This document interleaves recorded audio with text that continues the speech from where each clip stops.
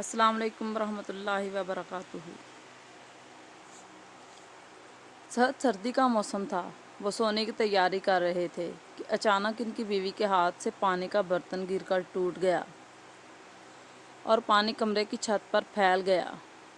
انہیں بہت پریشانی ہوئی کہ اب پانی نیچے گرے گا اور پانی نیچے سوئے ہوئے مہمان پر گر گیا تو انہیں تکلیف ہوگی۔ انہوں نے فوراً اپنا لحاف اٹھایا اور اس پانی پر ڈال دیا تاکہ لحاف پانی کو جذب کر لے اور پانی نیچے کمرے میں نہ ٹپکے۔